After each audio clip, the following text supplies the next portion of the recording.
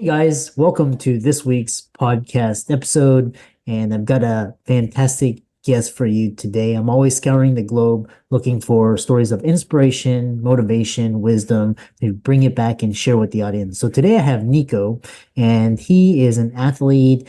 He's overcome struggles, and now he helps others. He's an author, he's a consultant, he's a speaker, and what I love about this is his mantra is don't try to be perfect, just do better. And for all the audience, a lot of the audience suffers from perfectionism, so it's going to be a great discussion on how to do better. So, Nico, welcome. Thank you for your opening up your platform, Doctor. I appreciate it. This podcast is very genuine and authentic, so we get rid of the titles. We just talk to each other like human beings. So, kind of talk about your story and your how you came to help others achieve the same. Oh, absolutely. Well, Chris, the story begins probably when I was 6 years old. Like most of us, that's where a lot of the complexities begin, is when we're children and we don't understand the world in a way that we can frame it. And so we begin to frame it and put it in different boxes. One of the boxes that I framed incorrectly was my familial situation. I got a younger sister, and she's a couple years younger than me, but she was very ill when she was within her first year. So the doctor said she wouldn't live past the first year of her life, which put some stress on my family. Yeah. That caused me to go stay with my grandparents just because they wanted to help out, wanted to relieve some of that stress from my parents. Well, for me, the way that I framed that was rejection. That's where a lot of my root issues started, was not feeling accepted, not feeling approved, not feeling validated, Yeah. feeling like I was doing something wrong, right? Thinking that I had messed up somehow. The reality is just the way the world works sometimes, right? And about 6 years old, I lost my grandpa, my papa, and that's when I had to reframe again. I had to understand, like, hey, people aren't around forever, and you have to grow up kind of quick in that type of situation.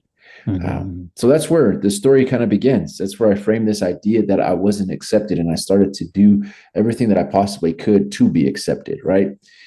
It seemed like dealing with change was difficult. It always seemed like there was a problem that needed to be solved. And if there wasn't a problem that needed to be solved, then I would create one just so I could solve it. And then if there wasn't a problem to be solved or change to manage, then I was always wondering, am I doing things right, and am I being accepted? So that's where my root issues kind of stemmed from. I was blessed enough to find a outlet in wrestling. So I started wrestling when I was 7 years old, and I was excited. You could beat up on somebody and not get in trouble. Like, that was a wonderful experience for me. It was great to be able to make people hurt physically the way that I hurt emotionally, if that makes sense. So being able to choke someone out and watch their eyes dilate, have their parents yelling for them to let go of my kid, like, that was exciting for me. I got the attention that I wanted to get by doing that. And that was my outlet from 7 to 14. And then at 14, I found another outlet, and that was in substances. Drugs. I loved drugs because first time that I got high, I realized, oh, this is what everybody else must feel like. There's an out of body experience that I was like, this is what normal is. And the reality is that's not what normal was, but that's how I had framed it in my head. And because that's how I framed it in my head, that's what I continue to do. And if you have any experience with substances or drugs, or any of the audience does, then you know that just one isn't enough. There's always something better. There's always something greater. That's kind of the starting point of most of my journey. Was between 7 and 14, and the experiences that I just described. Really, you impact a lot there, and a lot to just digest. And one thing that I talk about is this, you're right, it all starts in childhood. It's just emotional trauma, and we all have it. Nobody's immune to it. And it's some of it's like unintentional, parents don't realize what they're doing. But so you have these different outlets, and how does this reframe it in terms of how you was it an escape, or was it something to soothe, or was it something that you felt like to cure? Kind of talk about that, and we're going to talk about how you manifest, in terms of the emotional trauma there. Yeah, absolutely. It was soothing. That's the word that stands out. Soothing Mm-hmm. was the way that wrestling helped me out. It was really exercise is what was soothing. I just Mm-hmm. associated it with wrestling. And then after that, substances were soothing because I have a brain that just moves 1,000 miles an hour. And Uh-huh. it's Uh-huh. moved that quick since I was young, always Yeah. thinking about the next action, always thinking about the next play, always thinking about the next thing. Yeah. And with a mind that's constantly moving, it can create not even a headache, not even a migraine, but just mind pain. And that mind Mm-hmm. pain, when I explored with cannabis, when I explored with other substances, I just realized, oh, this is slowing me down. So the depressants is what I found would give me that soothing relief of mental overload. I Mm-hmm. like to describe it as a car that's just going 100 miles an hour all the time. It Yeah. needs some sort of rest. And the Uh-huh. only rest that I got wasn't even in my sleep. It was either wrestling or getting high. That's the only time I Uh-huh. could kind of take off my foot off the throttle. And by Yeah. taking my foot off the throttle, that's what was soothing. And Uh-huh. the other side was a coping mechanism. Not Uh-huh. having proper coping mechanisms, i.e., talking to somebody. Um, at that age, you don't know how to describe some of these things, right? Your vocabulary, other than it hurts. Like when you say it hurts, is it a sharp pain? Is it a sore pain? You Mm-hmm. don't have a way of describing those to somebody, so it just hurts. And if people don't understand why it hurts, it's hard to Mm-hmm. express it when you don't have an additional vocabulary to use. So Mm-hmm. instead of saying, "Hey, my heart hurts because I'm missing somebody," "Hey, Mm-hmm. my feelings are hurt by these actions that someone else took," or "Hey, this situation made me feel uncomfortable." Without that, all you know how to say is it hurts, and you just point to it, right? It hurts, and it hurts in my head, it hurts in my heart, it hurts in my spirit, and Mm-hmm. that coping mechanism of being able to vocabularily express it, either speaking it to somebody, writing it, or reading it, was not available. I hadn't explored those ones. Mm-hmm. And so the coping mechanism was get high or uh, exercise. It's quite interesting because your description reminds me of the audience, and a lot of them they turn to success and achievement, which you found in wrestling, in sports, and a lot of the they find success in careers or their status, so, something to run away and like workaholics. So one thing that's interesting is you broke out of this, and there's a pivotal moment, there's a mind shift that helped you to break free from this cycle and live towards helping others. Well, describe that moment. Yeah, for me, that moment of breaking out of the cycle came from what some individuals would call rock bottom. At that point in my life, we would have to fast forward till I was about 22 years old, and I stopped smoking and I started injecting heroin. So Mm, at this time, I used everything that I possibly could think about. Right, I went mhm, through all of the scales, and if we're talking about high achievers and we're talking about individuals who associate their identity with titles, mm, those titles, think about it as you're the CEO of an organization, right? Like that's the highest that you can get. For mhm, me, the highest that I could get was IV injection of a very hard narcotic. And when mm, I did that, and it still wasn't giving me a return, it still wasn't fulfilling all of my internal needs. That's when I realized there's got to be something else out there. There has to be, because I can mm, see other people living joy, living happiness, feeling love, having pride in who they are, mhm, enthusiastic. And I'm over here feeling shame and guilt, regardless of the amount of substances that I put into my body. And mhm, even now, having the title of author, business owner, I got like DISC certifications. I got all these titles, right? And none of those give me validation personally, because I've learned to validate myself through day to day habits. And so that's where that pivotal moment came from. That pivotal moment came from what is the hardest thing for me to do. And for me, the hardest thing to do at that point was not use any type of drugs, not use any type of substances. And when I found myself going, I started off with hours without using, hours without even thinking about planning to use, hours without trying to use, hours without trying to run a new scheme. That's when I started to feel confident about who I was, because it's an identity of not in a title, not in a substance, not in an external thing. I talk about substances because that's my realm, that's where I come from. But in my exploration of human beings, I meet individuals who are shopaholics. I meet individuals like you just described who are workaholics. Yeah. And that is an external validation point. You're chasing after something in order to fulfill that internal void. Well, is there other ways to fulfill that void? And that's what I started to explore.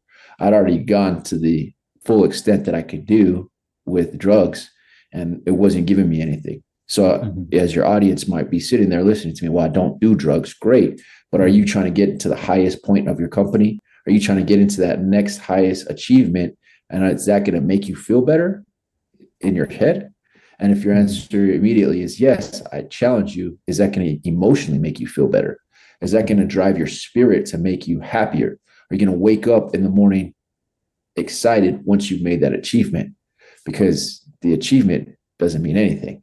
That can be taken away immediately, especially if it's at an organization. You know, that organization can shut down. Companies can shut down. They can fire you. So what happens when that situation comes about? If you can validate yourself and give yourself your own approval and create that internal oomph, that internal excitement, that internal, man, I am who I'm supposed to be, regardless of any titles, regardless of any achievements. That's where that pivotal moment will change. So for me, it came from waking up in a Walmart parking lot that I had slept in that night inside my truck and wondering, well, what the heck am I going to do now? I just used a gram of heroin, slammed it into my body. I don't have anything else to do. I don't have any other achievements. So I decided, let's go the opposite way. Let's see what's going to happen when I stop. Let's see what I can get done when I stop. And if you are an individual who is seeking high achievements, what if you create your own achievement? Like, that's something that I'm working through right now. What is my own product that I would love to have? And for me, that's the next version of myself. And a bunch of different realms that I function in, and those just real quickly to give you an idea of what might be leading you, your faith, your family, your fitness, your finances, your freedom. I think freedom is one of my biggest areas that I focus on, because this time that we're spending right now, Chris, is going to be the only time that we spend on this day. So if you could use that idea of, well, what would make me the most free in this time, and drive that home, that right there is what will change your mindset. And that was pivotal to me, because then I understood at 22 years old, I'm only going to be 22 one time. I'm only going to be 23 one time. And fast forward, I'm now in my 30s. I remind myself, Nico, you're only going to be 34 one time. So how do you want to live this day? And that's what was pivotal to me, exploring what made me excited to be me. Very powerful, because I know secretly, like a lot of my colleagues, they're very, like, they've reached this pinnacle, and then a lot of them secretly cope with alcohol, drug abuse, infidelity. Their kids hate them. They're divorced. From the outside looking in, you'd think they had everything. And then what's really interesting is this idea of perfectionism.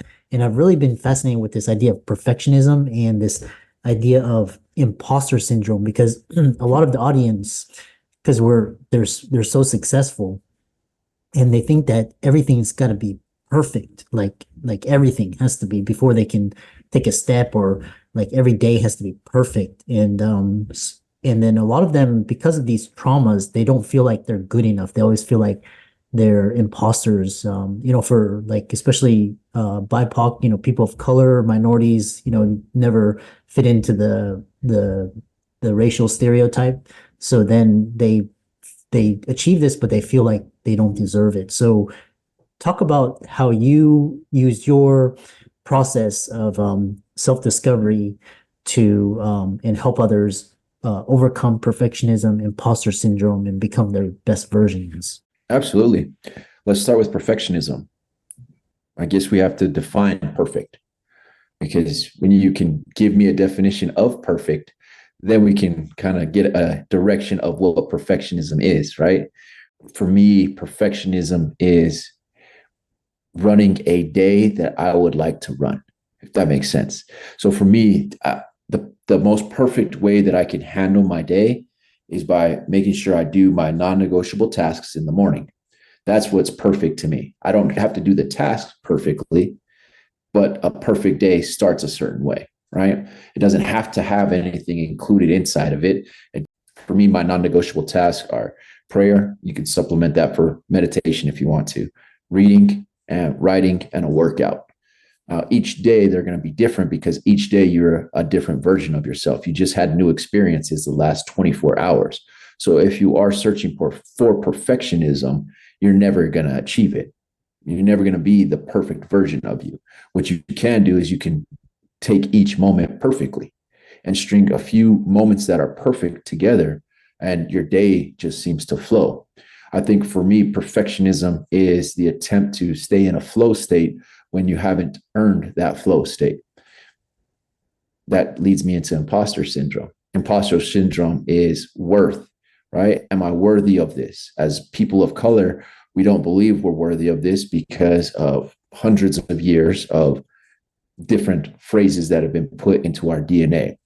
And my grandparents, they grew up where in the 50s, they weren't allowed to go into certain restaurants, right? Like that was something that was very prevalent to them. They were treated just like blacks. They were treated just like African Americans because of how dark they were. That just is a small snapshot of what they experienced that they passed on to me because they were very influential. So they taught me, hey, this is how you act in certain situations, because when the police come around you, it's different than when the police come around other individuals. You can't speak Spanish because Spanish is a language that is looked down upon, right?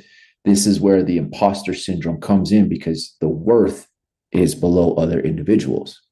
And if your worth is below other individuals, well, then you're never going to feel worthy of what you have. You're always going to be seeking some other achievement to say, hey, look, world, I did this. And the reality is the world doesn't care.